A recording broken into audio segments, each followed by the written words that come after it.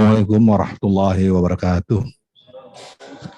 Bapak dan Ibu-Ibu, hari ini pengajian kita di atas karena peningkatan daripada Omikron. Jadi virusnya ini meningkat.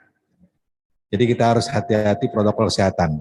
Kita masih boleh dengan jarak yang ditentukan. Ya. Insya Allah kita terhindar daripada wabah ini. Ya. Dan kita tetap mengaji.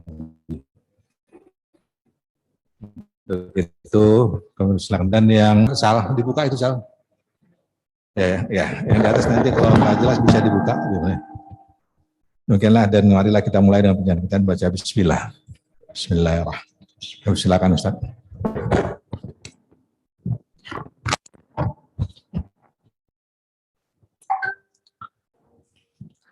Bismillahirrahmanirrahim. Assalamualaikum warahmatullahi wabarakatuh. Alhamdulillah, wassalatu wassalamu ala rasulillah Sayyidina Muhammadin. Allahumma salli wa sallim wa barik alaihi ibni Abdillah wa ala alihi wa sahbihi wa mawalah wa man tabi'ahu ila yaumil qiyamah wa la hawla wa la quwwata illa billahi amma ba'd. Rabbi shrah li sadri wa yassir li amri wahlul 'uqdatam min lisani yafqahu qawli. Subhanaka la ilma lana illa ma 'allamtana innaka antal alimul hakim.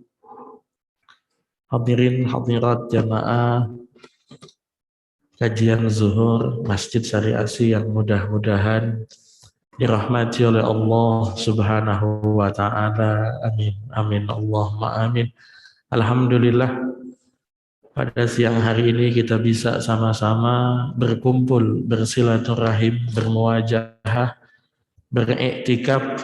Mari sama-sama kita niati iktikaf kita ini dengan niatan thalabul ilm. Kita lanjutkan bahasan taklim kita tentang sholat kusuf, sholat gerhana, dan sholat istisqa, sholat minta hujan. Bismillahirrahmanirrahim. Qala al-musannifu rahimahullahu ta'ala wa nafa'ana bi ulumihi fid dharaini amin radhiyallahu anhu. Faslun wa sholatul kusufi sunnatun muakkadatun. Sholat gerhana itu sunnah muakkadah. Fa'in fatat lam tuqdo, jika sudah terlewat maka tidak diqodho. Wa yusalli li kusufi syamsi wa khusufil qamari raka'ataini. Sholat gerhana matahari dan gerhana bulan 2 rakaat. Fi kulli raka'atin qiyamani, dalam setiap 1 rakaat ada 2 kali berdiri. Yutilul qira'ata fihima, yang memperpanjang membaca surat dalam 2 berdiri itu. Wa ruku'ani, 2 ruku. Yutilut tasbiha fihima, yang memperpanjang tasbih dalam 2 ruku. Dunas sujudi, bukan sujud. Wa yakhtubu ba'daha khutbataini, khutbah sesudahnya 2 khutbah. Wa yusirru fi kusufi syamsi wa yajharu fi khusufil qamari, membaca sir untuk gerhana matahari dan membaca jahar untuk gerhana bulan. Ada sholat namanya sholat gerhana. Apakah itu gerhana matahari atau gerhana bulan? Pertama kali ada sholat gerhana itu bareng dengan wafatnya anak Nabi Muhammad sallallahu alaihi wasallam yang bernama Ibrahim. Nabi Muhammad sallallahu alaihi wasallam sempat menikah. Ada beberapa riwayat menikah 13 kali. 1 kali bercerai. Nabi pernah bercerai, 1 kali bercerai. 3 istrinya meninggal lebih dulu. 3 istri yang meninggal lebih dulu itu Sayyidah Khadijah, Sayyidah Maryah Al-Qibtiyah, dan Sayyidah Zainab. Nabi ditakdirkan punya anak hanya dari 2 istri. Dengan Khadijah Nabi punya 6 anak, 2 laki-laki, 4 perempuan, yaitu Qasim, laki-laki pertama. Maka Nabi dijuluki Abul Qasim, bapaknya Qasim. Lalu kemudian Zainab, Ruqayyah, Ummu Kalsum, Fatimah, dan Abdullah. 2 anak laki-laki dari Khadijah tidak berumur panjang, tidak. Qasim mungkin di usia 2 bulan, Abdullah di usia 6 bulan.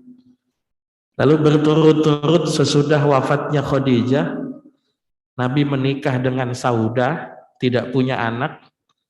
Menikah dengan Aisyah, tidak punya anak.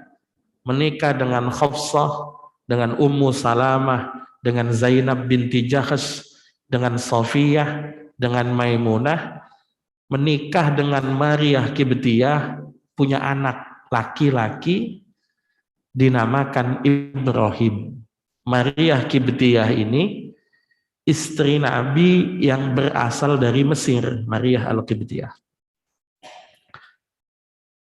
Nabi luar biasa gembira punya anak laki-laki lagi. Maka Masya Allah, Nabi bahagia, tapi ternyata umurnya Ibrahim juga tidak panjang. Kurang lebih 18 bulan atau 1 tahun setengah. Ketika Ibrahim meninggal, anaknya Nabi, di saat yang sama terjadi gerhana matahari, di saat yang sama. Jadi gerhana matahari pertama yang dialami Rasul, itu gerhana yang bareng dengan wafatnya anak Nabi yang bernama Ibrahim. Lalu timbullah asumsi sebagian orang bahwa matahari gerhana karena anaknya Nabi wafat. Sampai kemudian apa? Nabi katakan, inna syamsa wal qamara ayatani min ayatillah la yankhasifani li mauti ahadin wala li hayatihi fa idza raaitum zalika fad'ullaha wa kabbiru wa sallu wa tasaddaqu. Nabi bilang sesungguhnya matahari dan bulan adalah 2 tanda dari banyak tanda-tanda kekuasaan Allah. Gerhana tidak akan terjadi karena kematian seseorang atau karena wafatnya seseorang. Jika kalian melihat gerhana, doalah kepada Allah, takbir, sholat, dan bersedekah. Ini pelajaran penting buat kita. Jangan pernah mengaitkan gejala alam dengan kematian seseorang. Sering kadang-kadang kita, wah dia orang baik itu, husnul khotimah. Kenapa emang? Waktu meninggal hujan gede. Kaitannya apa hujan gede dengan husnul khotimah? Kaitannya apa? Ya meninggalnya musim hujan, ya hujan gede lah, hujan gede. Ini sering kan kita temui begitu. Ya kan? Wah ini dia orang baik ini. Waktu dia meninggal itu Masya Allah begini. Tanda-tanda alam itu enggak ada kaitannya dengan kematian seseorang, tidak ada. Tanda-tanda alam tidak ada kaitannya dengan lahirnya seseorang, tidak ada. Maka kata Nabi, kalau kita melihat gerhana, maka doalah, takbirlah, sholatlah, sedekahlah. Kita bisa bayangkan di masa Nabi, satu pengetahuan yang ada ya, di masa itu ya, dan kemajuan teknologi belum memadai, belum ada listrik, belum ada. belum ada ilmu pengetahuan yang cukup tentang astronomi, belum ada. Tiba-tiba bulan hilang, tiba-tiba matahari hilang. Orang-orang awam itu nganggapnya kiamat, Pak, kiamat. Pagi-pagi mestinya matahari terbit dari sebelah timur, kok mataharinya nggak ada. Wah, ini tanda-tanda kiamat ini. Malam-malam mestinya ada bulan, bulannya kok nggak ada. Wah, ini kiamat ini. Maka ada kekagetan yang luar biasa, kaget.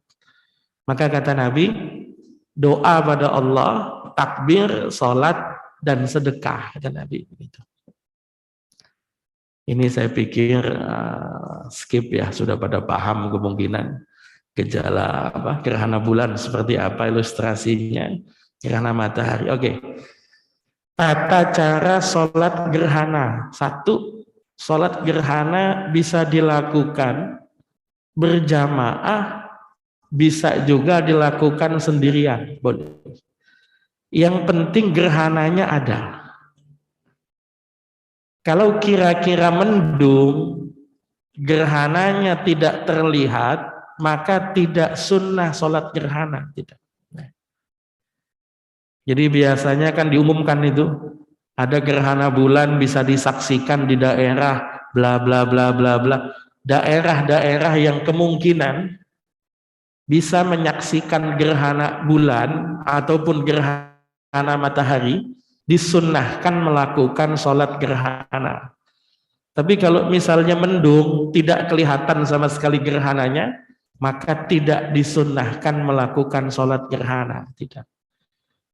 Sholat gerhana sunnah dilakukan ketika terjadinya gerhana. Ada waktunya biasanya. Dari jam sekian sampai jam sekian. Kalau sudah lewat dari waktunya, sudah tidak sunnah lagi melakukan sholat gerhana.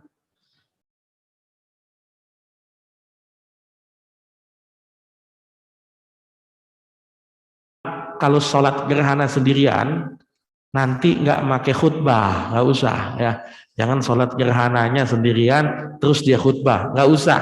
Tapi kalau sholat gerhana berjamaah, maka nanti akan dilangsungkan khutbah. Ada beberapa hadis tentang sholat gerhana. Yang pertama, sholat gerhana sama seperti sholat-sholat yang lain, sama. 2 rakaat normal biasa, nggak ada masalah. Jadi 2 rakaat, baca Fatihah, baca surat, kemudian ruku, iktidal, sujud, dan kemudian naik rakaat kedua, sama seperti sholat sunnah yang lain, sama seperti sholat qobliyah, sama seperti sholat ba'diyah, sama seperti sholat tarawih, 2 rakaat normal biasa. Ya. Yang kedua, yang paling populer, sholat gerhana itu 2 rakaat, per 1 rakaatnya 2 kali berdiri, 2 kali ruku per 1 rakaatnya. Misalnya, Allahu Akbar, takbiratul ihram. Allahu Akbar kabira, baca doa iftitah. Kemudian baca suratul Fatihah. Ya, kemudian baca surat, ruku. Habis ruku, bangun lagi, baca Fatihah lagi. Sami Allahu liman hamidah. Bismillahirrahmanirrahim. Alhamdulillahirabbil alamin. Baca Fatihah lagi, nanti kemudian baca surat, ruku. Jadi 1 kali, 1 rakaatnya ada 2 kali berdiri, 2 kali baca Fatihah, 2 kali ruku per 1 rakaatnya. Bahkan ada hadis 1 rakaatnya 3 kali ruku. Bahkan ada hadis 1 rakaatnya 4 kali ruku. Tapi yang paling populer, Yang banyak dipakai sholat gerhana itu per satu rakaatnya 2 kali berdiri, 2 kali ruku. Dan masa Allah, kalau di masa Nabi ngikut afdolnya, setelah membaca Fatihah di rakaat pertama itu membaca surat Al-Baqarah atau kira-kira 200-an ayat, kira-kira 200 ayat.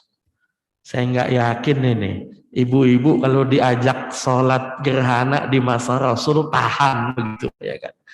Sebabnya tadi ya, habis baca Fatihah itu baca Al-Baqarah full. Bukan kayak kita, Al-Baqarahnya pilih-pilih. 5 ayat pertama baca ayat kursi, ujuk-ujuk Al-Baqarahnya habis sudah. Lillahi ma fis samawati, kan begitu. Al-Baqarah full. Kemudian ruku, 1 kali rukuknya itu membaca tasbih 100 kali. 100 kali. Subhana rabbiyal azim bihamdi, subhana rabbiyal azim bihamdi, subhana 100 kali tasbih. Bangun lagi, baca Fatihah lagi, kemudian membaca surat kira-kira 100 ayat, 100 ayat.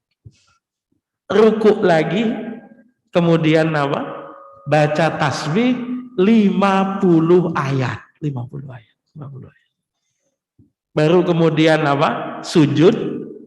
Sujudnya normal, sujudnya biasa, tidak diperpanjang.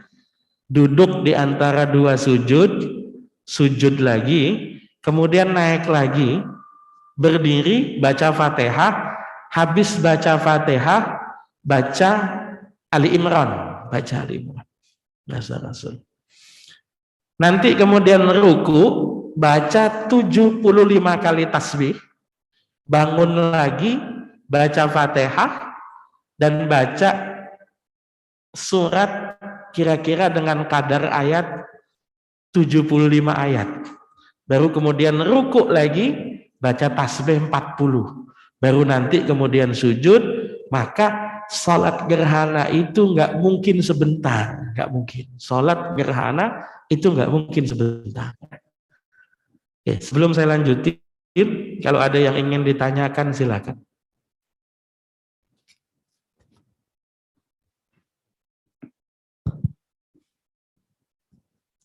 Ibu-ibu yang mau tanya?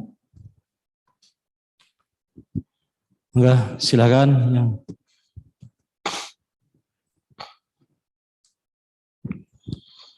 Assalamualaikum warahmatullahi wabarakatuh. Waalaikumsalam warahmatullahi Saya mau wabarakatuh. bertanya ini, kalau ada sholat gerhana itu kita kadang-kadang mau ke masjid, masjidnya enggak ini Pak, kadang kok ini enggak ngadain gitu. Terus nanti bisa enggak, gimana gitu Pak, kita bisa di rumah atau harus berjamaah? Terima kasih. Assalamualaikum warahmatullahi wabarakatuh. Assalamualaikum warahmatullahi wabarakatuh. Baik. Salat gerhana itu memang termasuk sunnah mahjurah.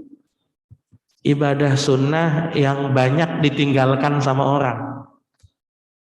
Karena perasaan menghadapi gerhananya sudah beda.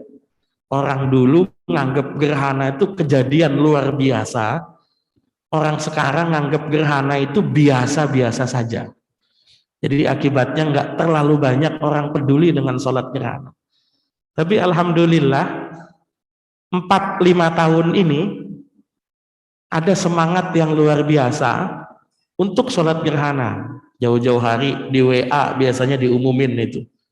Akan diadakan sholat gerhana di masjid ini pukul sekian sampai pukul sekian, bla bla bla. Kalau di masjidnya tidak ngadain, apakah kita boleh sholat gerhana sendiri? Boleh, nggak apa-apa. Di rumah sholat gerhana. Yang penting pada waktunya. Ya. Jadi kalau kita lihat pengumuman atau infonya, gerhana akan terjadi pukul sekian sampai pukul sekian. Masih dalam waktu gerhananya kita boleh melakukan sholat gerhana, tapi kalau sholatnya munfarid tidak dianjurkan mengadakan khutbah, nggak usah pakai khutbah. Tapi kalau misalnya sholatnya berjamaah, meskipun hanya dengan suami, dengan yang lain, sunnah untuk dilangsungkan khutbah. Ya. Mudah-mudahan bisa dipahami.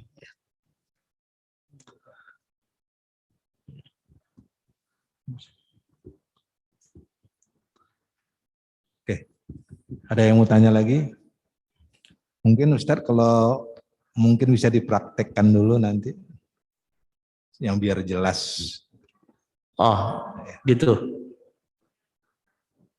Salah jangan saja, biar enggak dibilang baca apa itu. Gimana? Ustadz menyuruhnya aja. Oh gitu, oke, salah. Ustadz Faisal di depan. Oke, ya. Jadi niatnya yang pertama, kalau sholat gerhana bulan, niat tidak harus diucapkan. Pertama, tidak. Kalau niatnya gerhana bulan, nyebutnya usolli sunnata khusufil qamari, khusufil qamari. Tapi kalau gerhana matahari, usolli sunnata kusufis syamsi, kusufis syamsi. Oke, ya. Misalnya Ngadep sana aja nggak apa, sebentar. ya, nggak apa-apa. Diniati pembelajaran aja, salah. Oke, ya. Oke, Faisal boleh takbir nggak apa-apa. Allahu Akbar, ya. Ya, ya. Oke. Kemudian misalnya baca Fatihah, ya. Ghairil maghdubi alaihim waladhdallin, ya. Kemudian baca surat. Faisalnya baca surat, oke. Selesai baca surat, misalnya Faisal baca Tabarok lah begitu misalnya, ya, atau baca Yasin, ya. Subhanalladzi biyadihi malakutu kulli syai'in wa ilaihi turja'un. Nah, ruku, Faisalnya ruku. Allahu Akbar, ruku. Rukunya agak lama salah, agak lama. Ya, 100 kali tasbih idealnya, ya. Tapi ini dikira-kira saja, ya. Sudah 100 misalnya, ya, kira-kira. Nah, sami Allahu liman hamidah, sedakep lagi baca Fatihah lagi. Ya. Bismillahirrahmanirrahim. Alhamdulillah. Ghairil maghdubi alaihim waladhdallin. Baca surat misalnya apa? Waqiah misalnya. Fasabbih bismi rabbikal azim. Allahu Akbar. Ini baru ruku lagi, ruku yang kedua. Ini dihitungnya baru 1 rakaat ini. Jadi 1 rakaat 2 kali berdiri, 2 kali ruku. Ini tasbihnya lebih pendek dibandingkan yang pertama tadi, ya. Kemudian sami Allahu liman hamidah. Kemudian sujud. Per 1 rakaatnya seperti ini, ya. Sujud, oke. Kemudian apa namanya? Ya, bangun, Allahu Akbar, ya kan? Sujud lagi, ya. Allahu Akbar, ya. Kemudian bangun lagi, Allahu Akbar, ya. Baca Fatihah lagi. Bismillahirrahmanirrahim. Ghairil maghdubi alaihim waladhdallin. Misalnya baca apa? Misalnya beneran baca Ali Imran beneran, ya. Ya ayyuhalladzina amanu sabiru wasabiru warabitu, ya. Allahu Akbar, ya. Ruku, ya. Ini tasbihnya kira-kira 75 kali tasbih, 75 kali tasbih, ya. Lalu kemudian apa? Kemudian naik lagi, sami Allahu liman hamidah, baca Fatihah lagi. Baca Fatihah lagi. Bismillahirrahmanirrahim. Ghairil maghdubi alaihim waladhdallin. Amin. Baca surat, kemudian apa? Ruku lagi. Allahu Akbar. Ini baca tasbihnya 50 kali, 50 kali, ya. Baru kemudian apa? Sami Allahu liman hamidah. Sujud, Allahu Akbar. Ini udah sama seperti sholat yang lainnya, ya. Allahu Akbar, duduk, ya kan? Allahu Akbar, sujud lagi, ya. Allahu Akbar, ini tahiyat, ya. Jadi sholat gerhananya seperti ini, ya. Assalamualaikum warahmatullahi, ya. Jadi per 1 rakaat 2 kali berdiri, 2 kali ruku, 2 kali baca Fatihah, 2 kali baca surat, ya. Tapi kalau kira-kira, ya, apa namanya, cari idealnya susah. Yang penting baca ayatnya lebih panjang daripada sholat-sholat biasanya. Ya. Kita nggak haruskan ideal baca Al-Baqarah, baca Ali Imran misalnya, nggak harus seperti itu juga, tidak harus. Yang penting apa? Yang penting baca ayatnya, baca suratnya lebih panjang daripada sholat-sholat yang lain. Tasbih rukuknya juga sama. Tidak harus dipaksakan 100 kali tasbih, 50 kali tasbih, 75 kali tasbih, 40 kali tasbih, tidak harus. Yang penting tasbihnya lebih panjang daripada sholat-sholat biasanya. Ya setidak-tidaknya lebih dari 10, setidak-tidaknya. Kenapa lebih dari 10? Karena sholat tasbih saja tasbihnya 10. Jadi minimal itu lebih dari 10. Terserah berapa. Yang penting lebih panjang tasbihnya daripada tasbih ruku biasanya. Seperti itu. Kemudian selanjutnya, kalau gerhana bulan, karena dilakukan di malam hari, bacaannya dibaca jahar, dibaca keras. Baca keras. Karena sholatnya malam, gerhana bulan pasti malam. Gerhana matahari itu pagi atau siang, pagi biasanya. Ya. Sholat-sholat yang dilakukan lewat subuh itu biasanya tidak dibaca kenceng, tidak. Maka dalam madhab Syafi'i, kalau gerhana matahari bacanya sir, bacanya pelan, bacanya sir. Cuma menjadi masalah kalau orang dulu imamnya baca sir, makmumnya ikut baca Quran juga. Kalau sekarang imamnya baca sir, makmumnya ngelamun Bu kemana-mana. Coba bayangin ya kan, imam baca Al-Baqarah, bacanya sir, kita makmum dengerin aja, ini apa kira? Itu ngelamun itu ya. Maka saya kadang-kadang kalau ditanya, Ustaz, enaknya gimana? Kata saya, kalau zaman sekarang gerhana matahari nggak apa-apa lah. Baca jahar juga nggak apa-apa lah. Kenapa? Ya karena sholat Idul Fitri juga bacanya jahar. Sholat Jumat siang-siang juga bacanya jahar. Cuma memang pendapat populer dalam madhab Syafi'i, kalau sholat gerhana matahari bacanya sir. Cuma yang jadi masalah tadi, kalau kita baca sir itu, resiko makmumnya ngelamun selama imam baca. Kemudian sunnah-sunnahnya sholat gerhana. Sunnah dalam sholat gerhana, sunnah mandi. Ya kan? Sunnah mandi. Sunnah memakai parfum, minyak wangi. Sunnah berjamaah.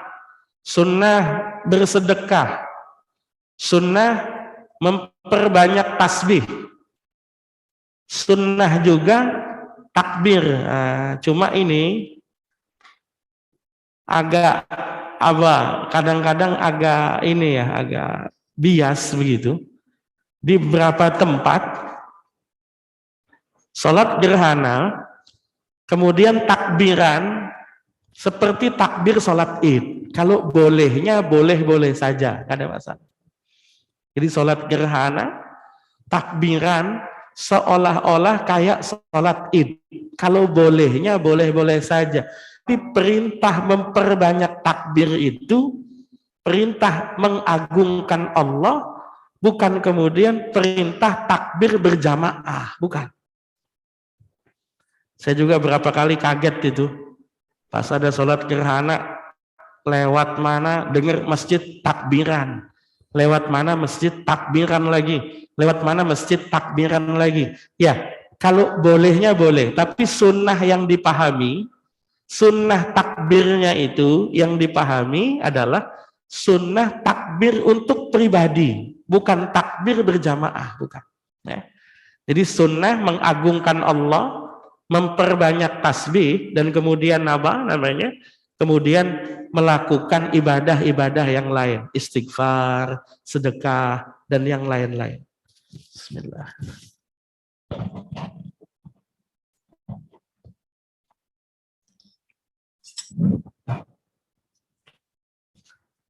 Selain gerhana, apakah ada sholat yang lain untuk kejadian alam yang lain? Misalnya, apakah gempa ada sholatnya? Apakah longsor ada sholatnya? Apakah tsunami ada sholatnya? Apakah banjir ada sholatnya?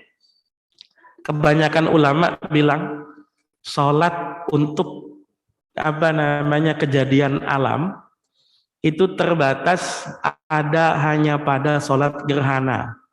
Tetapi rata-rata ulama bilang kalau ada kejadian-kejadian alam yang berpotensi membahayakan, sunnah berdoa, sebagian ulama mengatakan sunnah azan, angin kenceng, sunnah azan. Hujan deras yang nggak selesai-selesai juga sama, sunnah azan, ya kan?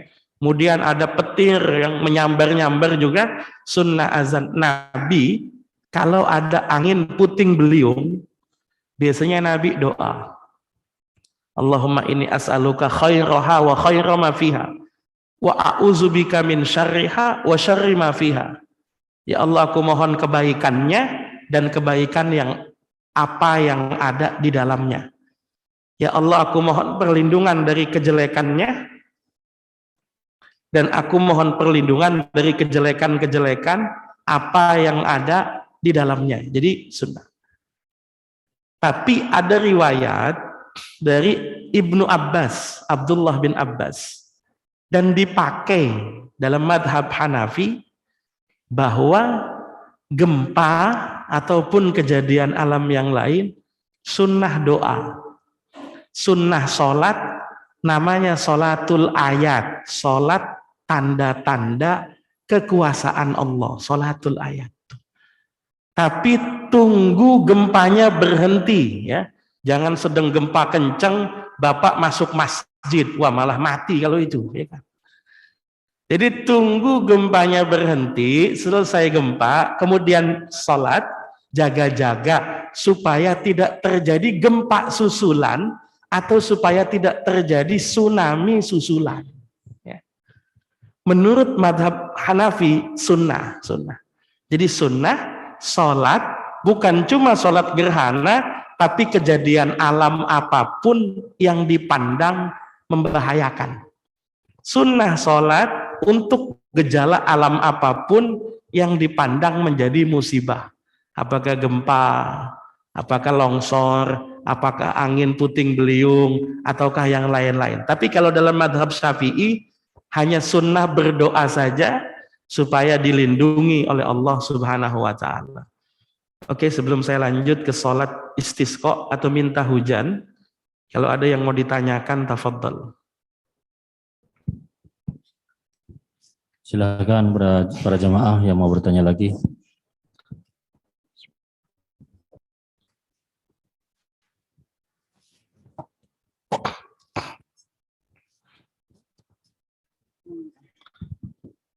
Assalamualaikum warahmatullahi wabarakatuh.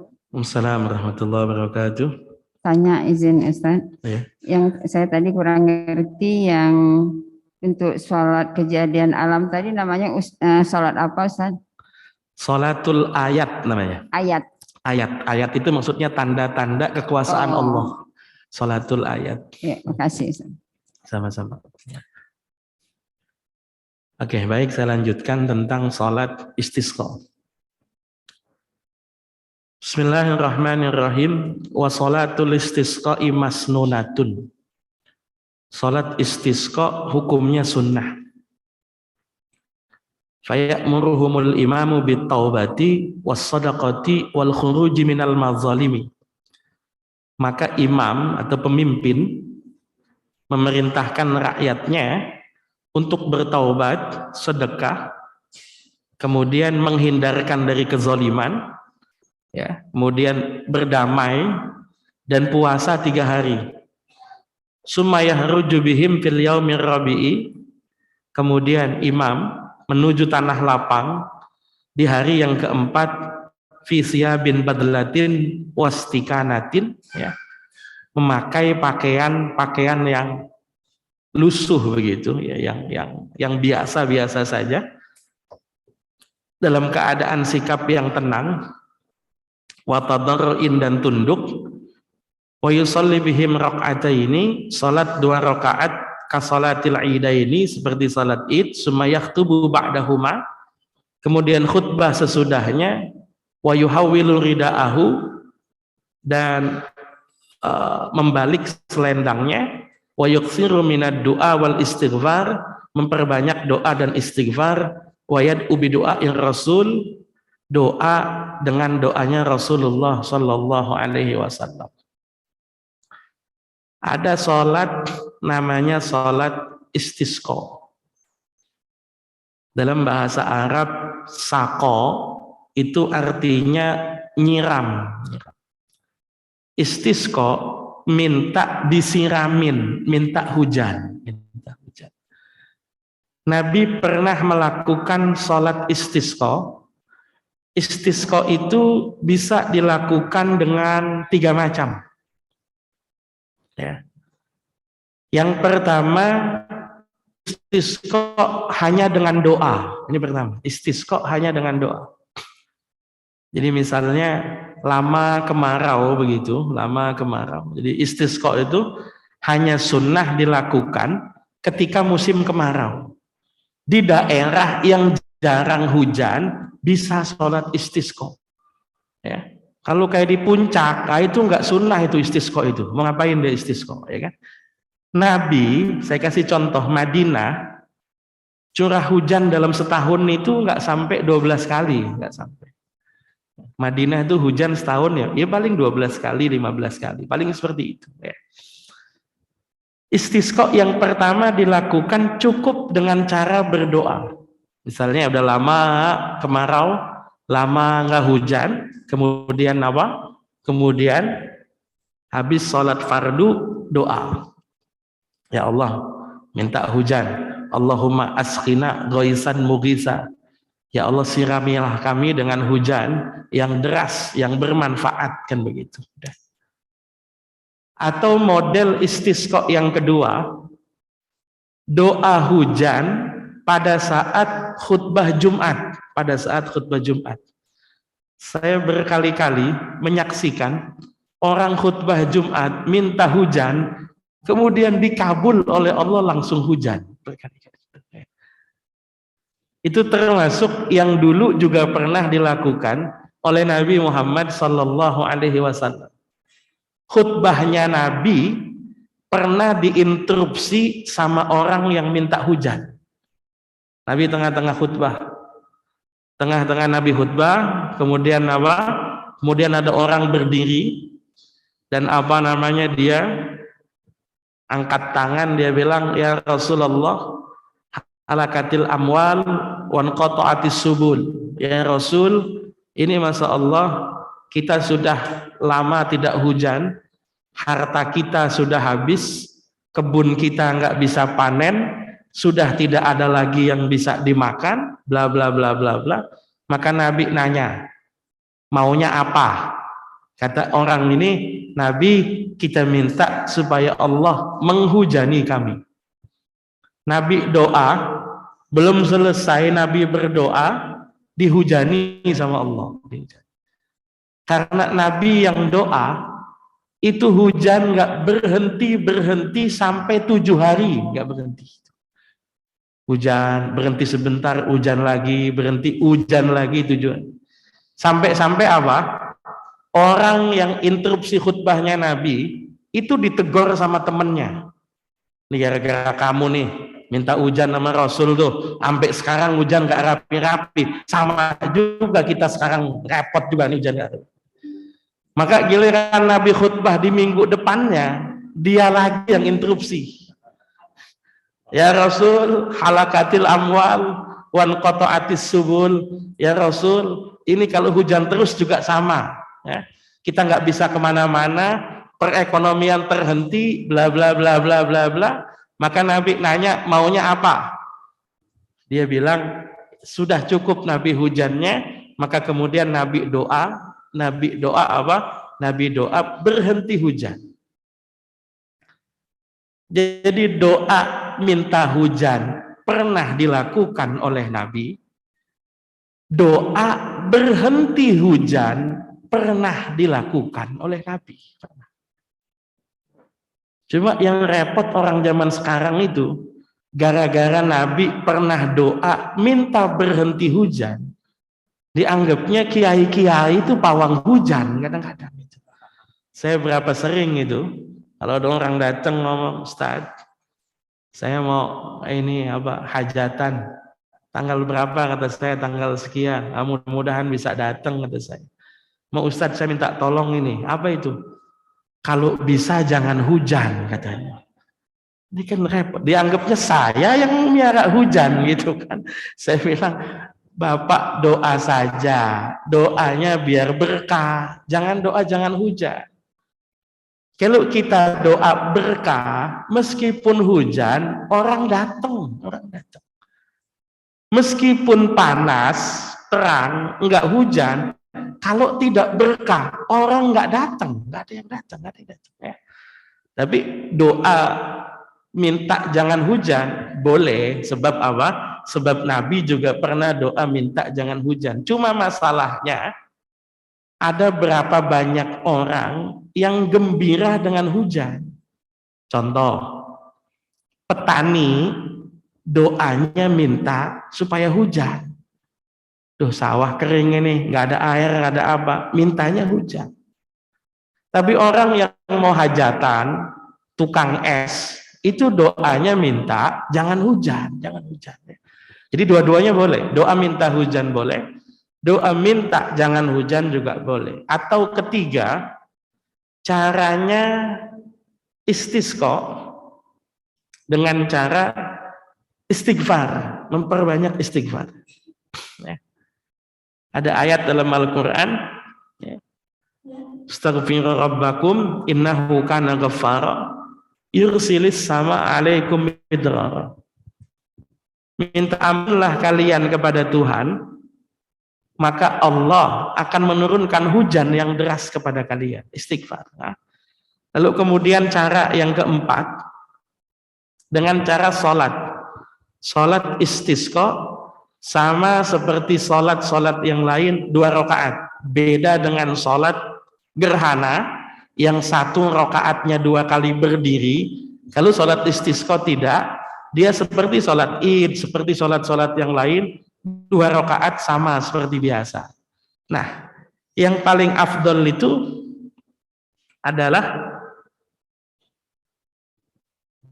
yang nomor 6 ini yang paling afdol. Jadi istisqa itu tidak ujuk-ujuk istisqa, tidak. Untuk sholat istisqa, pertama yang dianjurkan itu pemimpin itu nganjurin gerakan taubat secara massal. Ya. Jadi sebelum istisqa, pemimpin yang ada itu memerintahkan rakyat untuk bertaubat, kemudian bersedekah, lalu kemudian yang punya musuh, yang punya konflik, ya, yang punya masalah supaya bisa berdamai, lalu kemudian puasa 3 hari, misalnya Senin, Selasa, Rebo puasa, baru hari keempatnya Kamis itu baru istisqonya. Jadi Senin, Selasa, Rebo puasa, lalu nanti di hari Kamis baru sholat istisqonya. Sholat istisqa beda dengan sholat id. Kalau sholat id pakai pakaian yang baru, pakai pakaian yang bagus. Kalau sholat id. Kalau sholat istisqa pakai pakaian rumahan biasa saja. Makin lusuh makin bagus itu, ya. Jadi pakai yang misalnya udah, ya bukan berarti yang sobek-sobek, bukan. yang kira-kira paling biasanya seperti apa, itu yang dipakai untuk sholat istisqa. Ya. Keluar jalan kaki istisqa. Ya. Atau kalau bawa kendaraan, parkirinnya rada jauh, biar jalan kaki. Masalahnya sederhana, istisqa itu minta hujan. Orang tidak dihujani itu susah. Kalau dia keluar masih pakai mobil, dianggap malaikat, berarti belum susah. Ini istisqa, bawa mobil semua diparkirin itu agak jauh dikit, agak biar ada jalannya begitu ya. Pakai pakaian yang yang agak lusuh, yang biasa-biasa saja. Kemudian sesudah melakukan sholat istisqa, khutbah sholat istisqa itu berbeda dengan sholat id. Kalau sholat id, khutbahnya dimulai dengan takbir, 9 kali. Kemudian di yang kedua, khutbah yang kedua, takbir lagi, itu 7 kali. Kalau sholatnya kan rakaat pertama takbir 7 kali, rakaat kedua takbir 5 kali. Kalau khutbah pertama takbir 9 kali, khutbah kedua takbir 7 kali. Misalnya khutbah sholat id, Allahu Akbar, Allahu Akbar, Allahu Akbar, takbir. Kalau sholat istisqa, khutbahnya dimulai dengan istighfar. Astaghfirullahalazim, astaghfirullahalazim, astagfirullah, 9 kali istighfar. Lalu kemudian Lalu kemudian khutbah nganjurkan untuk memperbanyak taubat, memperbanyak istighfar. Dalam khutbah itu nanti wa yuhawwilu ridaahu, membalik selendangnya. Faisal ada sorban. Saya pinjam dulu, saya contohin.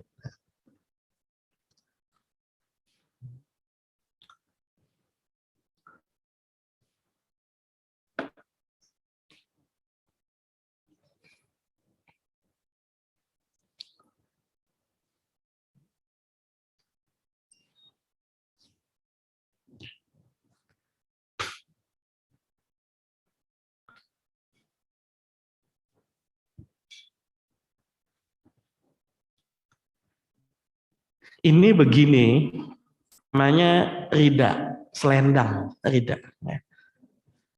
Kalau dipakai dililit di kepala, namanya imamah, sorban. Ya. Jadi kalau dipakai begini, namanya rida, selendang. Sama kayak ibu-ibu pakai pasmina, pakai apa, sama, namanya selendang. Kalau ditaruh begini, dikudungi, namanya kutroh, Okay. Salat istisqa khutbahnya itu nanti ada sunnah membalik selendangnya. Balik selendang itu bagaimana? Yang awalnya di kanan dibikin di sebelah kiri, yang awalnya di kiri jadi sebelah kanan. Misalnya begini, ini kan sebelah kanannya, ini sebelah kirinya ya. Itu tinggal dibalik bagaimana? Tinggal dibalik begini. Dibalik begini. Bahkan sebagian ulama ketika doa, ada sebagian ulama yang ketika doa tidak menghadap jamaah tapi membalik ke sana. Yang pakai jubah juga sama. Jubah itu kan bisa luar dalam. Itu juga dibalik sama. Tujuannya dibalik itu apa? Tujuannya dibalik itu adalah tafaul. Tafaul itu apa? Tafaul itu harapan baik, mudah-mudahan Allah membalik keadaan kemarau ini menjadi keadaan hujan, begitu. Jadi ada salah satu ibadah namanya tafaul atau doa birumus, doa menggunakan simbol. Contoh, orang kalau akikah itu sunnahnya masakannya dimasak manis, masak manis. Ya. Kenapa orang kalau akikah sunnah dimasaknya masak manis? Harapan baik, mudah-mudahan anak ini kalau nanti besar akhlaknya manis, akhlaknya manis. Ini kadang-kadang masak akikah dimasak pedas. Ya. Gulenya gulai biar enak saat pedas. Nabi nyuruh manis, dia masak pedas. Ada yang dimasak masak asem, asem begitu ya kan. Saya bilang itu ya. Itu kalau nanti anaknya gede, akhlaknya pedas, ya jangan salahin orang. Nabi nyuruhnya yang manis, tapi kemudian apa? Itu namanya tafaul. Tafaul itu apa? Doa birumus, doa menggunakan simbol. Contoh, orang kalau doa yang sifat doanya minta perlindungan, itu kadang-kadang tangannya bukan begini, tangannya begini, ya kan? Allahumma dfa'annal bala wal waba, kan begitu ya kan. Kenapa tangannya begini bukan begini? Ya, karena dia pengen menolak, ya Allah hindarilah, jagalah, maka tangannya begini, tangan. Termasuk doa Nabi pada waktu sholat istisqa, doanya Nabi begini. Kenapa? Karena nggak pengen kemarau terus-terusan. Itu namanya ad-doa birumus, doa menggunakan simbol. Atau kalau contoh gampang, tradisi di tempat kita, biasanya kalau 4 bulanan, 7 bulanan, ibu-ibu yang apa, bikin acara 4 bulan, 7 bulan, bikin makanan apa Bu? Rata-rata rujak, ya kan, rujak. Itu adanya cuma di Indonesia doang itu, Indonesia. Tempat lain nggak ada itu, ya kan? Bikin rujak. Rujak itu diisinya buah-buahan, bukan cuma satu macam, bermacam-macam. Aslinya, idealnya, dipilihnya buah-buahan yang manis. Delima yang manis, ya kan? Apa namanya, mangga yang manis, anggur dan yang lain-lain. Karena tujuannya rujak itu sama seperti tujuannya akikah. Mudah-mudahan janin, anak yang dikandung ini menjadi anak yang akhlaknya manis, menjadi anak yang disukai orang banyak, kan begitu. Bedanya kalau akikah doanya dilakukan setelah anaknya lahir, kalau rujak 4 bulan, 7 bulan, doanya dilakukan sebelum anak lahir.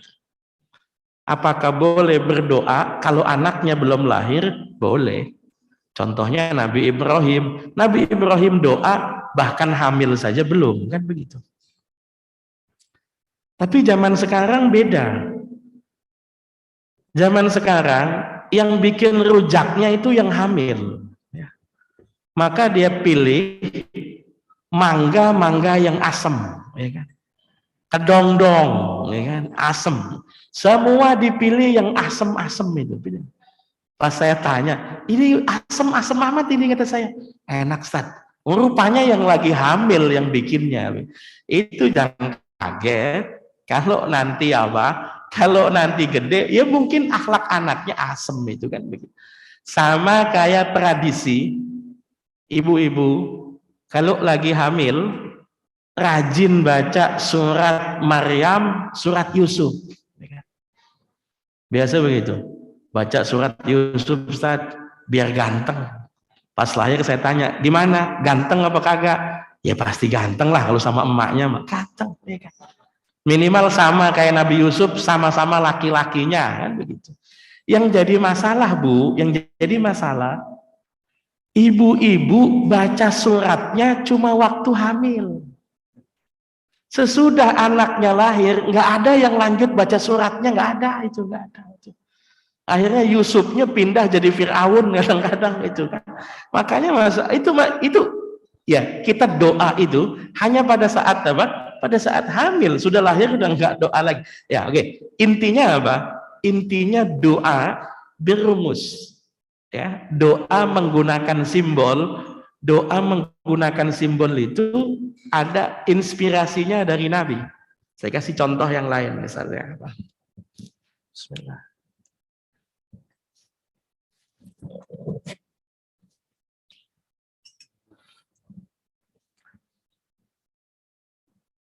Saya dulu waktu baru sebulan nikah,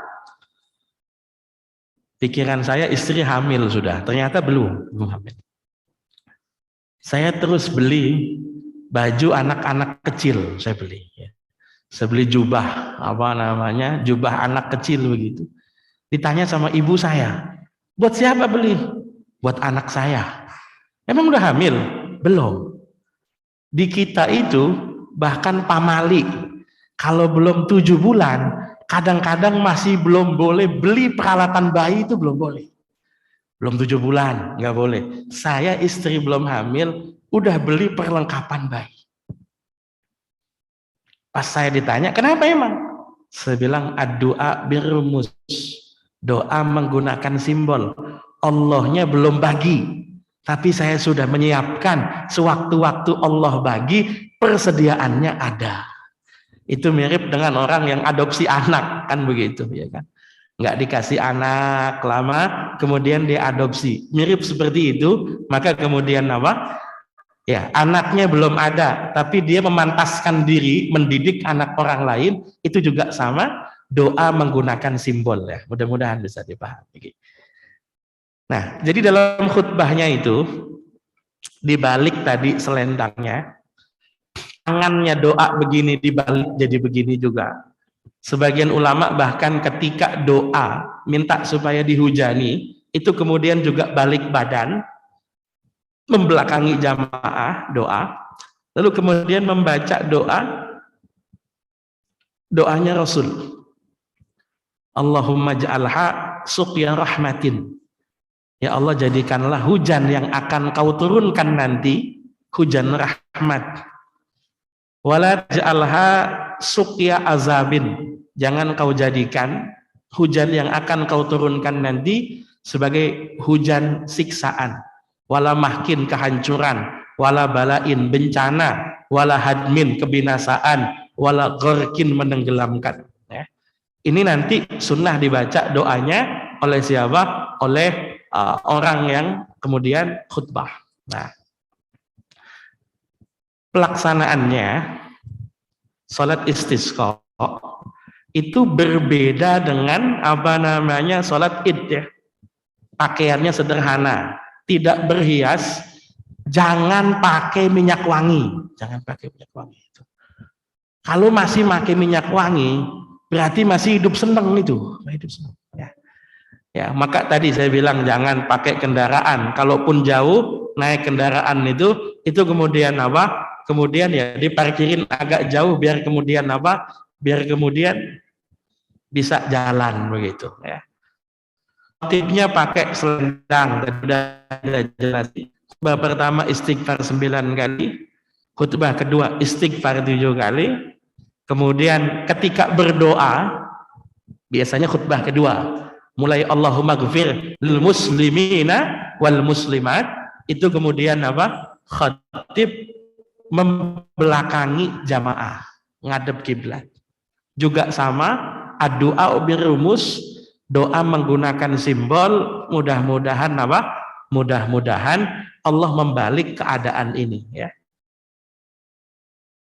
Ulama ada yang menganjurkan membawa binatang ternak, bawa binatang ternak. Nah, sebab ada salah satu hadis bahwa Nabi Sulaiman pernah ingin istisqa, doa minta hujan. Kemudian Nabi Sulaiman melihat semut. Semut ini telentang, ya. Semut ini berbaring telentang, biasanya kan semut jalan begini. Nabi Sulaiman tuh lihat semut telentang begini, ditanya sama Nabi Sulaiman. Nabi Sulaiman salah satu mukjizatnya bisa bicara dengan semut. Padahal kita dengar suara semut aja enggak, kan begitu. Ya. Nabi Sulaiman nanya, apa yang kau lakukan? Aku doa pada Allah minta dihujani. Sebab kalau kemarau yang bikin dosa manusia, tapi yang dapat efeknya semuanya, semua dapat efeknya. Ya, kebo yang mestinya bisa minum banyak, nggak bisa minum banyak. Hewan-hewan ternak yang mestinya bisa dapat rizki, jadi kurang dapat rizki, jadi bawa binatang ternak. Itu Nabi Sulaiman bilang, udah nggak usah istisqa, nggak jadi. Kenapa Nabi Sulaiman? Faqad suqitum bi ghairikum. Doanya semut satu ini sudah lebih berkualitas daripada doa kalian semua, kata Nabi Sulaiman. Ya. Jadi istisqa di tanah lapang, saya ngelihat sendiri itu pernah sholat istisqa di Yaman, bawa onta, bawa kambing, bawa apa begitu, ya nggak gabung, bukan sholat. Kalau mereka ya diikat begitu, ya tujuannya cuma satu, sama-sama menyaksikan sholat istisqa, sama-sama menyaksikan sholat istisqa. Ya.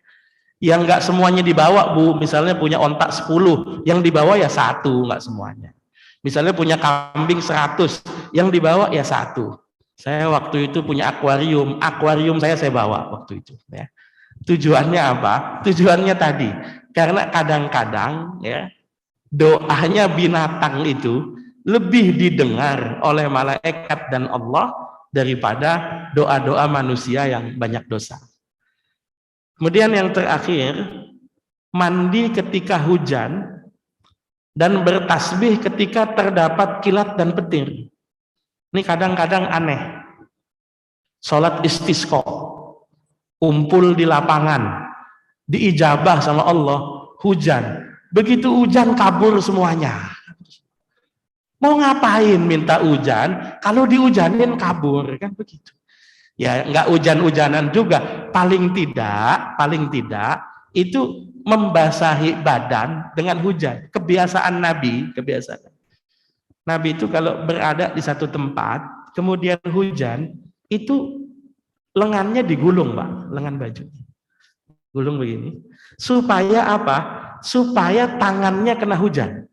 Nabi kemudian ditanya sama Anas bin Malik, Nabi, kenapa kau gulung lengan bajumu? Kata Nabi, innahu haditsu ahdin bi rabbih. Kata Nabi, hujan ini baru saja diciptakan oleh Allah. Makhluk-makhluk apa saja yang baru saja diciptakan oleh Allah itu mengandung rahmatnya Allah. Maka biasakan ketika misalnya istisqa, minta hujan, diijabah oleh Allah, mandi ketika hujan, dan bertasbih ketika terdapat kilat dan petir. Oke, sebelum saya lanjut, kalau ada yang mau ditanyain, tafadhol.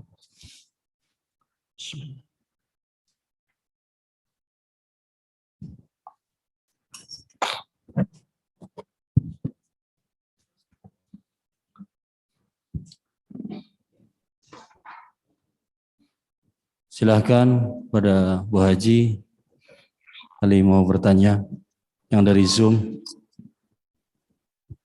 Bu Haji Siti.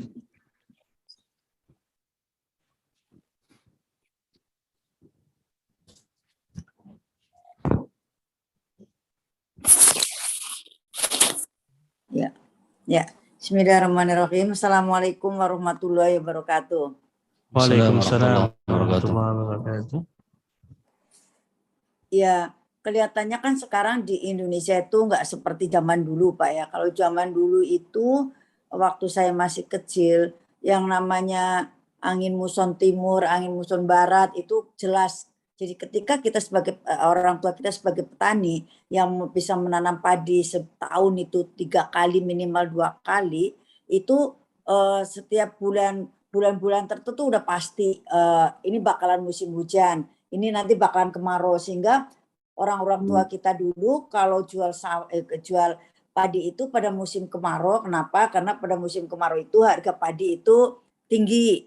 Nah, tapi kalau seperti sekarang ini musimnya nggak seperti dulu, nggak bisa kita pastikan.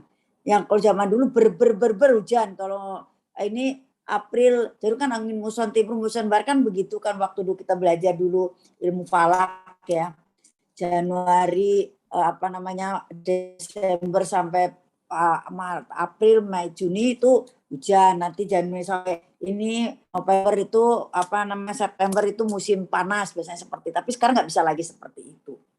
Nah, fenomena-fenomena seperti ini menurut Pak Ustadz itu seperti apa? Karena ini memang sekarang berdampak kepada petani-petani Pak yang sulit untuk menentukan kapan saya ini harus menanam padi karena harus menunggu hujan. Kalau dulu enggak, kalau zaman dulu saya waktu kecil petani udah tahu bahwa bentar lagi musim hujan, sehingga belum musim hujan mereka sudah siap-siap untuk menyebar nyebar benih itu. Udah siap-siap seperti itu.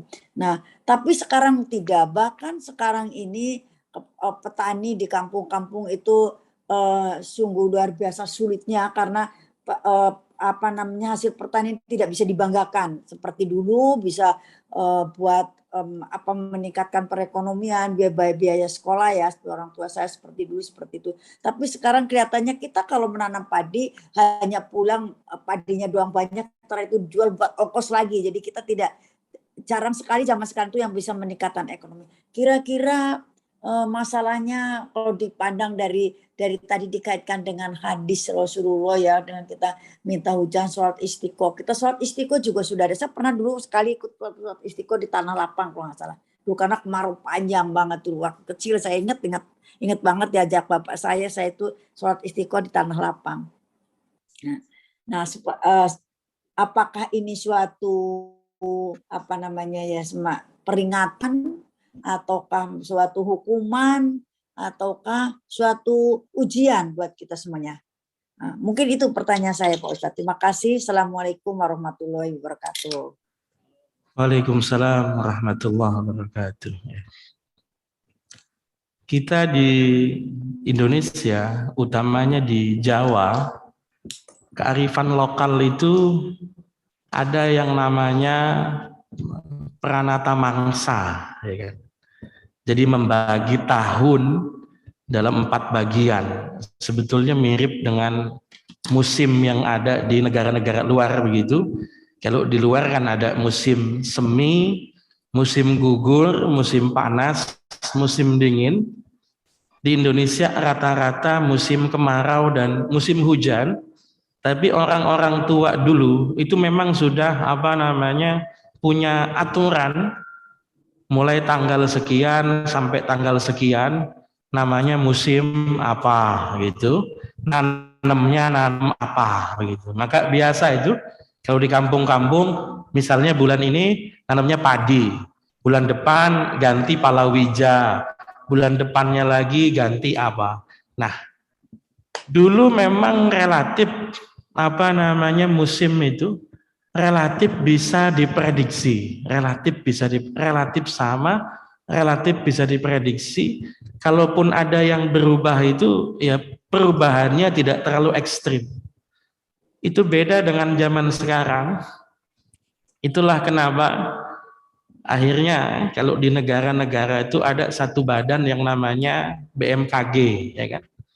BMKG itu adalah badan yang kemudian ditugaskan punya kewenangan untuk memprediksi perakiraan cuaca dan ancaman-ancaman potensi musibah atau bencana. Dalam pandangan kita, umat Islam, musibah yang terjadi itu memang kaitannya dengan 3 hal. Satu, kaitannya adalah dengan ibtila, ujian. Dengan adanya ujian itu nanti kelihatan siapa yang sabar, siapa yang tidak sabar. Liyabluwakum ayyukum ahsanu amala. Ujian. Tidak harus berasal dari dosa, tidak harus. Kadang-kadang kita nggak ada empatinya juga. Wah, di mana ini? Di daerah sono gempa, wah wajar aja orang sono banyak dosanya. Oh belum tentu. Nggak ada kaitannya secara langsung antara musibah dengan dosa secara langsung belum tentu, belum pasti ada, belum tentu.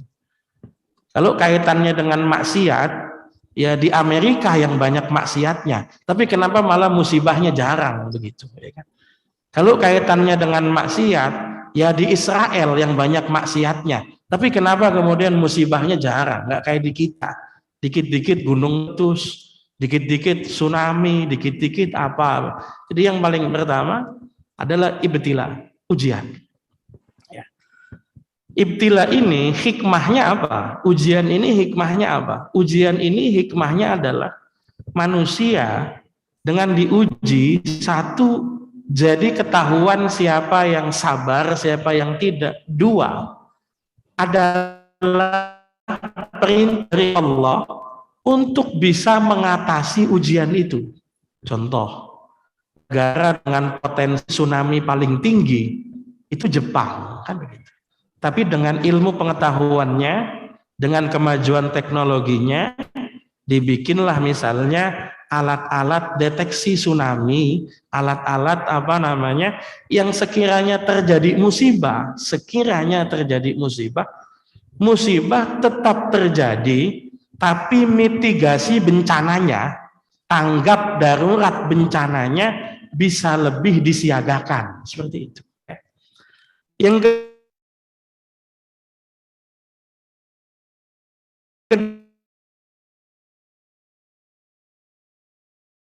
jadi dia mirip dengan ujian, tapi kalau cobaan itu, kalau bahasanya la yukallifullahu nafsan illa wus'aha.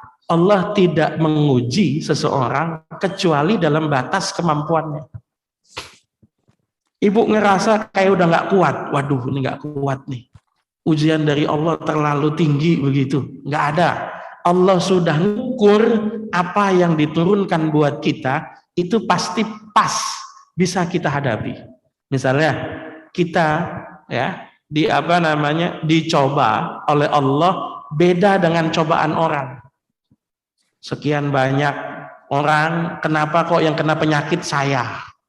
Sekian banyak orang, kenapa kok yang kena penyakit anak saya? Misalnya, ya itu namanya cobaan, juga sama hikmahnya ya.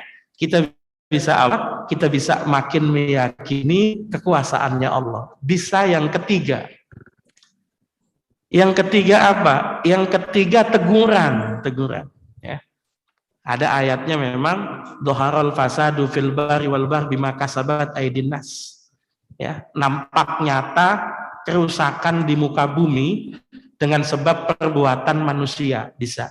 Tapi yang paham apakah itu teguran ataukah itu cobaan, apakah itu ujian, yang tahu hanya Allah semata, Tugas kita ketika mendapatkan bencana, yang tertimpa bencana sabar, yang tertimpa bencana meyakini bahwa takdir datangnya dari Allah, yang tidak tertimpa bencana empati, bisa bantu terhadap yang terkena bencana. Mudah-mudahan bisa dipahami. Makasih Ustaz. Sama-sama.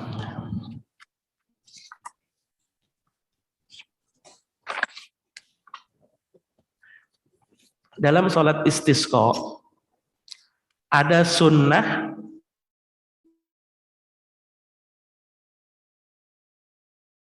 mengajak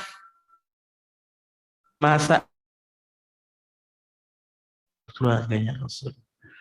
Kalau di zaman sekarang berarti keturunannya Rasul. Dulu pernah kejadian di masa Umar bin Khattab. Umar bin Khattab itu khalifah kedua. Umar bin Khattab itu Masya Allah orang yang doanya mustajabah. Umar bin Khattab itu orang yang doanya dikabul sama Allah. Umar bin Khattab bahkan disebut orang yang setan takut sama dia. Kalau Umar ke kanan, setan ke kiri, Bu. Setan takut itu. Umar bin Khattab itu kalau di Mesir terkenal. Di Mesir itu Sungai Nil setiap tahun butuh tumbal, butuh korban. Kalau di kita paling korban ayam, korban kambing. Kalau di Nil, korbannya gadis, dipotongin gadis. Jinnya beda kelas, kan gitu. Itu Umar bin Khattab dikabari sama gubernur Mesir, yang namanya Amr bin Al-As, khalifah. Kebiasaan orang Mesir, kalau Nil berhenti mengalir, itu dikorbankan gadis. Kata Umar bin Khattab, nggak usah, jangan diterusin. Ini saja, bacakan surat saya di depan Sungai Nil. Jadi Sungai Nil disuratin sama Umar bin Khattab. Isi suratnya sederhana. Kalau engkau mengalir karena kekuatanmu, terserah kamu mau mengalir atau tidak. Tapi kalau engkau mengalir karena izin Allah, saya minta engkau mengalir sekarang juga. Bahasa gampangnya gini, lu kalau nggak mau ngalir, gua paranin, kata Umar bin Khattab. Itu surat dicemplungin, airnya ngalir lagi. Terkenal Umar bin Khattab. Ibu bisa nyoba Cisadane kalau lagi kering, coba suratin gitu. Umar bin Khattab itu pada waktu sholat istisqa tidak berkenan menjadi imam, tidak berkenan menjadi khatib, nggak berkenan. Umar bin Khattab tawassul kepada Abbas bin Abdul Muttalib, pamannya Nabi, agar Abbas yang doa. Jadi kemudian apa? Umar doanya cuma begini. Allahumma inna kunna nastasqi bi Rasulillah. Ya Allah, dulu kami minta hujan kepadamu dengan Rasulullah sallallahu alaihi wasallam. Sekarang Rasul sudah tiada, sekarang kami minta hujan kepadamu dengan pamannya Rasul. Dengan paman. Itu yang kemudian dikenal dalam istilah kita disebut sebagai tawassul. Tawassul. Umar bisa doa sendiri, bisa doa sendiri bisa. Tapi Umar bin Khattab doa minta Abbas bin Abdul Muttalib yang doa, tawassul itu. Ya.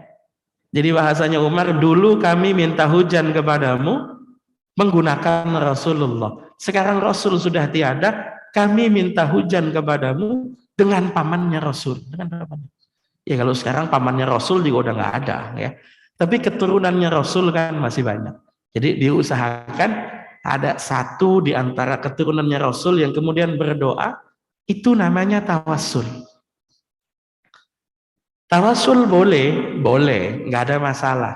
Kalau menggunakan, ya, kalau yang ditawasuli orang yang masih hidup pasti boleh.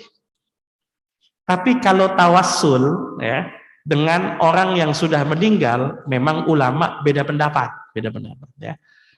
Tapi pendapat yang saya anut itu boleh bertawassul meskipun dengan orang yang sudah meninggal, tetap boleh, nggak ada. Sama seperti kita tawassul dengan Nabi, Nabinya sudah meninggal. Itu mirip sama kayak anak minta doa sama orang tuanya. Bu, doain saya. Pak, doain saya. Dia doa sendiri bisa. Tapi minta doa sama orang tuanya. Nah, itu sama seperti kemudian apa? Orang minta doa sama kiai.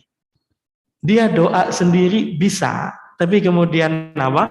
Kemudian minta doa sama kiai. Tawassul itu, tawassul. Kalau tawassul dengan yang sudah meninggal bagaimana? Ulama beda pendapat memang. Ada yang bilang nggak boleh karena sudah meninggal. Minta tolong kok sama orang yang sudah meninggal. Tapi menurut ulama yang lain ya nggak apa-apa, nggak ada masalah. Kalau minta tolong sama orang yang sudah meninggal, urusannya urusan dunia, yang nggak mungkin lah, nggak mungkin. Orang udah meninggal kemudian ditanya, disuruh datang hajatan, ya nggak mungkin bisa. Orang udah meninggal disuruh minta tolong potongin kambing, ya bisa. Tapi kalau orang sudah meninggal, kemudian apa? Kita tawassul pada beliau, husnuzon kita, beliau orang yang soleh, perbaik sangka kita, beliau orang yang soleh, yang bisa jadi lebih dekat kepada Allah daripada kita. Lalu beliau apa? Kita minta tolong, kita doa sendiri bisa, tapi juga minta apa? Minta pada beliau biar disampaikan kepada, nggak ada masalah tawassul.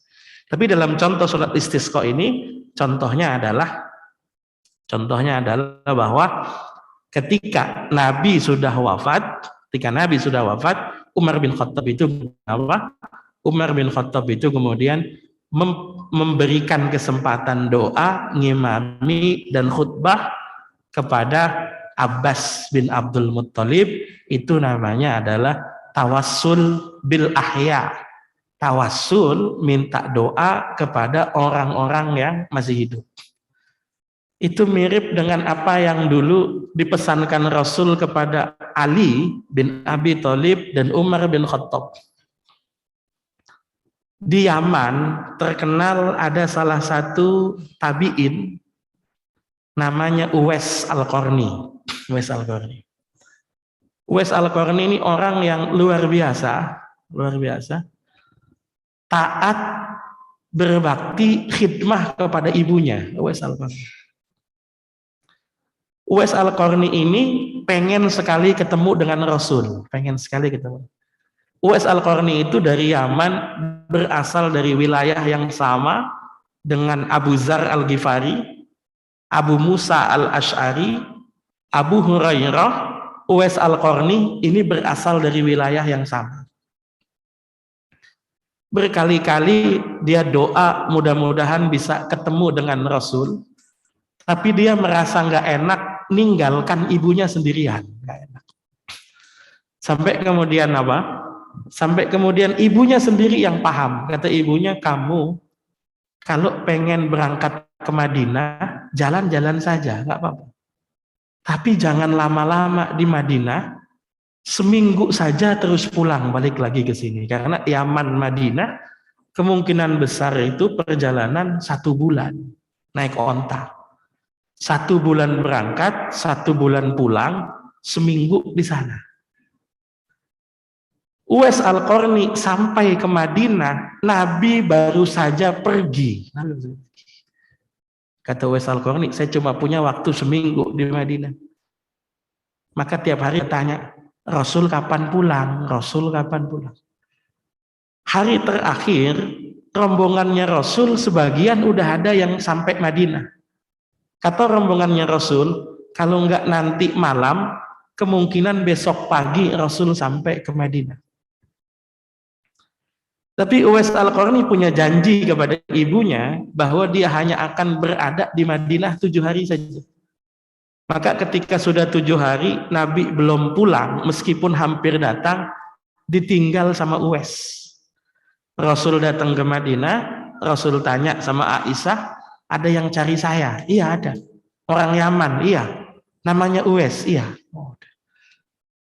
Akhirnya Nabi pesan sama Ali bin Abi Thalib dan Umar bin Khattab, kata Nabi, di antara banyak sahabatku, kemungkinan kalian berdua yang punya kesempatan ketemu dengan salah satu kekasihnya Allah yang namanya Uwais Al-Qarni, orang Yaman. Orang yang namanya di bumi tidak terkenal, tapi namanya di langit terkenal. Rasul meninggal, setiap tahun Ali dan Umar pergi haji, di Arafah cari-cari rombongan Yaman, cari yang namanya Uwais. Uwais sesudah ibunya meninggal, berangkat haji, nggak punya duit, akhirnya berangkat haji jadi pembantu, jadi pengembala kambing berangkat hajinya itu. Karena orang haji orang Yaman itu bawa kambing sendiri untuk bayar damnya. Umar bin Khattab dan Ali akhirnya ketika ketemu Uwais, apa yang dilakukan? Saya minta kamu doain saya. Saya minta kamu istighfar untuk saya. Ini tawassul.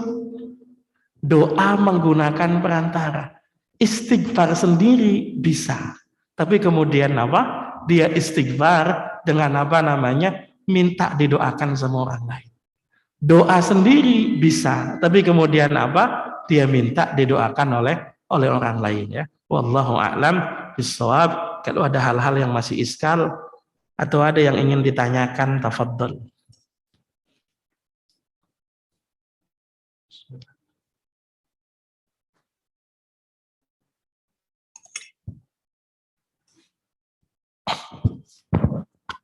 Silakan pada jamaah yang mau bertanya.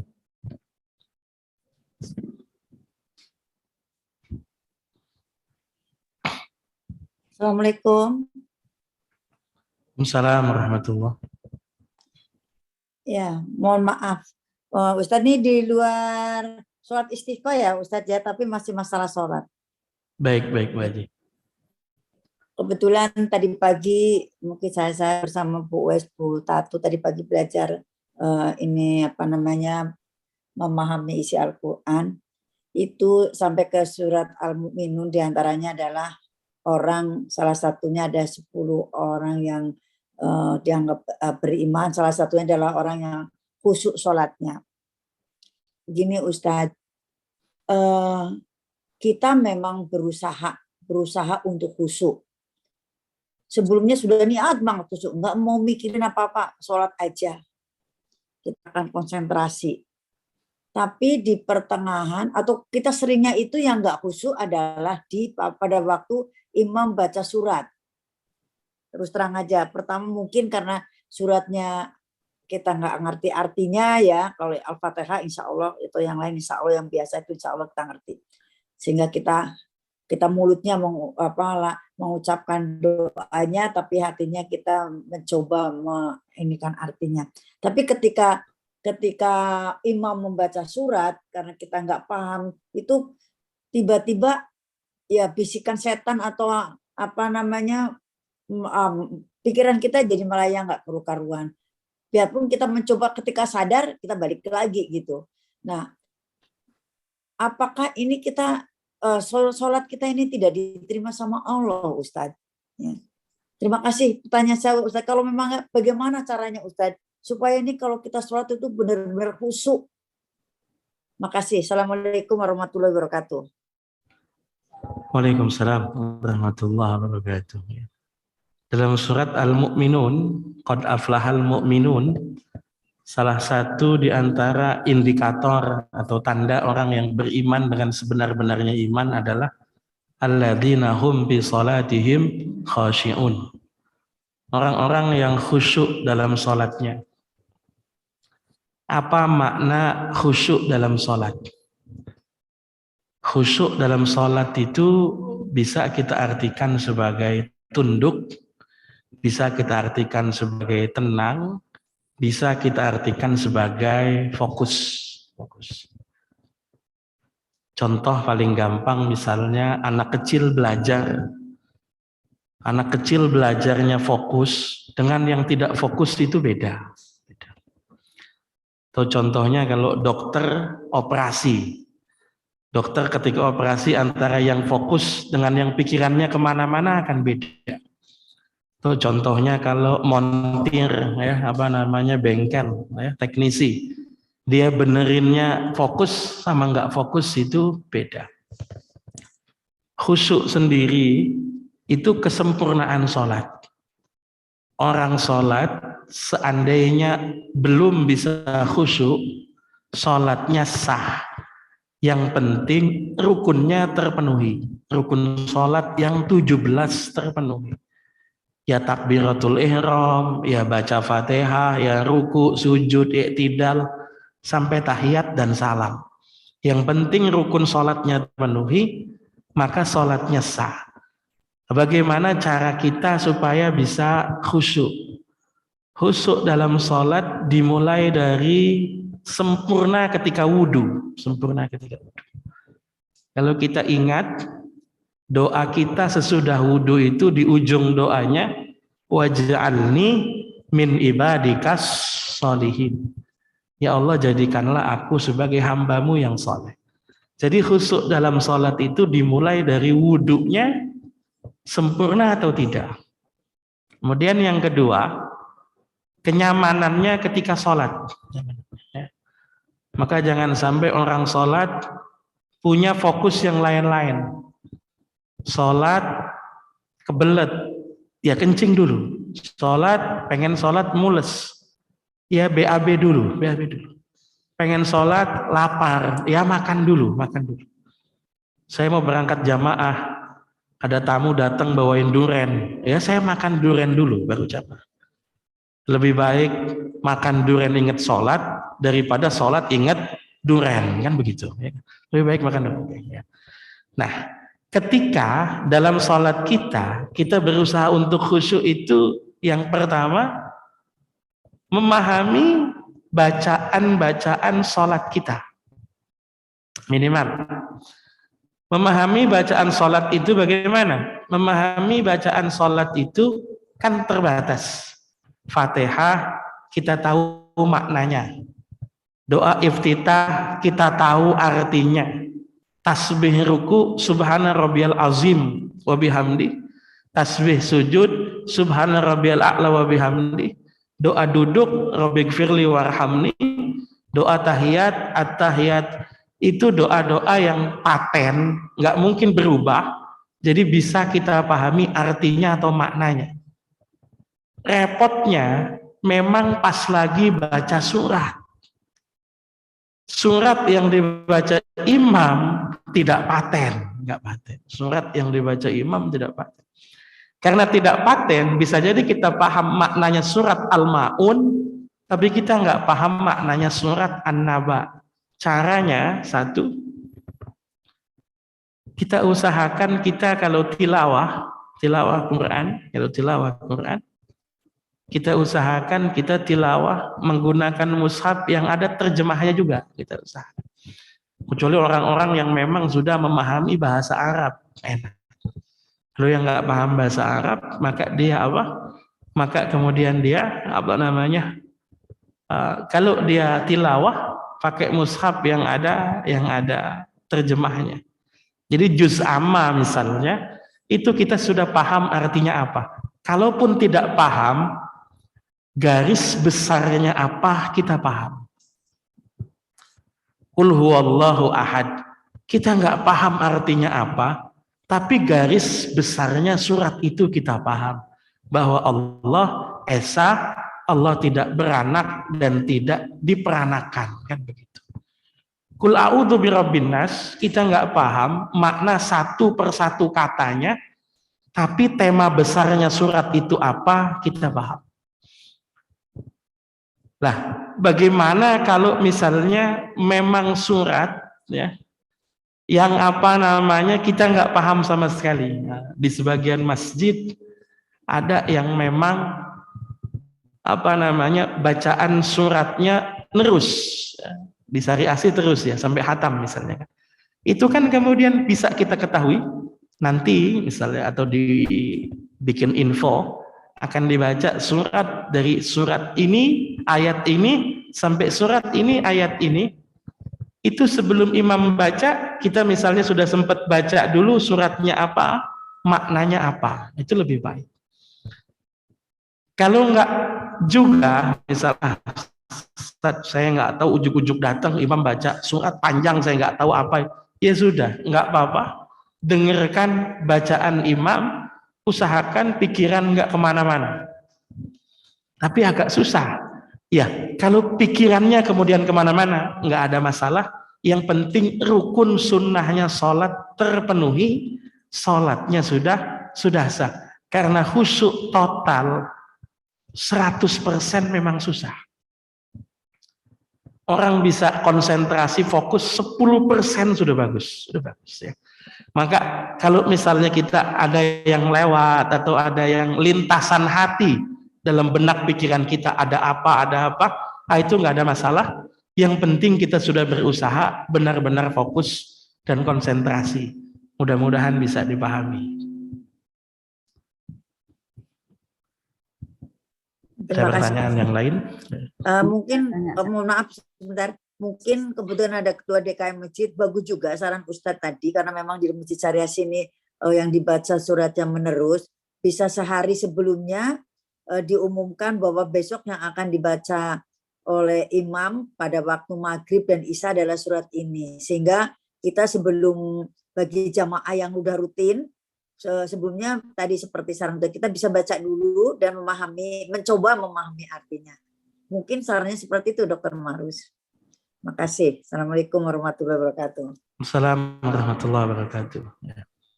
Baik. Boleh tanya satu lagi, Ustaz? Ya, silakan. Assalamualaikum warahmatullahi wabarakatuh. Waalaikumsalam warahmatullahi wabarakatuh. Tadi Ustaz mengatakan waktu kita sholat istisqa, kalau hujan turun kita kan dianjurkan untuk berbasah-basah dulu karena itu aja hujan yang diijabah Allah menerima rahmat. Ya. Pertanyaan saya bagaimana dengan hujan yang sehari-hari? Ya. Apakah itu juga membawa rahmat? Jadi anak-anak boleh mandi karena seingat saya memang waktu kita kecil dulu sering tuh mandi hujan. Tapi kalau sekarang ibu-ibu muda sekarang anaknya itu dilarang banget mandi hujan takut sakit. Nah gitu. Bahkan ada yang mengatakan ini baru kehujanan nih saya sakit gitu. Itu bagaimana dalam pandangan agama? Terima kasih. Bismillahirrahmanirrahim. Ya. Ketahanan daya tubuh tiap anak beda. Tapi secara prinsip setiap hujan adalah rahmat. Tidak hanya hujan yang datang ketika habis istisqa. Setiap hujan adalah rahmat. Dan yang disebut berbasah-basahan nggak harus juga hujan-hujanan, cukup membasahi diri. Maka tadi Nabi itu cuma gulung lengan bajunya saja dikenakan air hujan, sekedar kena begitu ya. Kalau anak-anak sih memang sukanya hujan-hujanan kan begitu ya kan. Jadi tinggal ya ibu-ibunya saja yang paham. Kalau kira-kira anak-anaknya memang daya tubuhnya kuat segala macam, pengen hujan-hujanan ya nggak apa-apa, ya nggak ada. Tapi kalau anak-anak kecil biasanya hujan-hujanan bukan karena paham itu rahmat, tapi karena memang seneng hujan-hujanan kan gitu ya. Tapi pada prinsipnya berbasah-basahan itu tidak harus diartikan mandi, tidak. Nabi cukup gulung lengan baju, basahi tubuhnya dengan hujan. Mudah-mudahan bisa dipahami. Ya. Assalamualaikum. Assalamualaikum warahmatullahi wabarakatuh. Tentang sholat istisqa ini yang afdalnya dilakukan di mana ini, Ustaz? Di masjid atau di lapangan? Sholat istisqa karena nanti ada sunnah berbasah-basahan ketika hujan, juga sebagian orang bawa binatang ternak, maka sholat istisqa dilakukan di tempat yang memang luas, tanah lapang, tidak dilakukan di masjid. Karena tadi sunnahnya ketika dia hujan, sunnahnya memang berbasah-basahan ya. Mudah-mudahan bisa dipahami. Kalau sudah gerhana? Kalau sholat gerhana sunnah dilakukan di masjid. Sholat gerhana sunnah dilakukan di masjid. Kalau Idul Fitri beda pendapat, ada yang bilang di masjid, ada yang bilang di tanah lapang. Mudah-mudahan bisa dipahami. Terima kasih, Ustaz. Ya, sama-sama. Oke, yang ada terakhir lagi, saya ingin bahas tentang puasa Rajab, meskipun saya sendiri memang tidak puasa di hari ini ya. Puasa Rajab hukumnya sunnah, secara umum sunnah. Meskipun memang banyak hadis-hadisnya puasa Rajab yang bermasalah. Hadisnya bermasalah, nggak ada masalah. Tapi puasa Rajab itu secara umum prinsipnya sunnah. Karena ada beberapa hadis puasa Rajab yang pahalanya luar biasa ya. Barang siapa yang melakukan 1 hari puasa di bulan Rajab akan mendapatkan pahala 1000 tahun misalnya. Nah, ini kan Masya Allah. Lailatul Qadar saja hanya 1000 bulan. Nah ini 1000 tahun. Tapi puasa Rajab itu sunnah karena ada hadis Nabi yang mengatakan puasalah di bulan haram. Sunnah. Rajab termasuk bulan haram. Puasa Rajab itu sunnah karena Nabi pernah bilang puasalah kalian di bulan Sya'ban karena Sya'ban sering dilupakan orang, kejepit antara Rajab dan Ramadan. Jadi puasa Rajab hukumnya sunnah, pahalanya seperti apa? Pasrahkan kepada Allah Subhanahu wa taala ya. Jadi itu buat motivasi saja ya. Kalau secara sandaran dalil itu kurang kuat, tapi tetap hukum puasa Rajabnya adalah sunnah ya. Mudah-mudahan bisa dipahami. Saya cukupkan sampai di sini. Kita tutup dengan doa kafaratul majlis. Subhanakallahumma wa bihamdik asyhadu an la ilaha illa anta astaghfiruka wa atubu ilaik. Hadanallahu wa iyyakum ajmain. Assalamualaikum warahmatullahi wabarakatuh. Waalaikumsalam warahmatullahi wabarakatuh.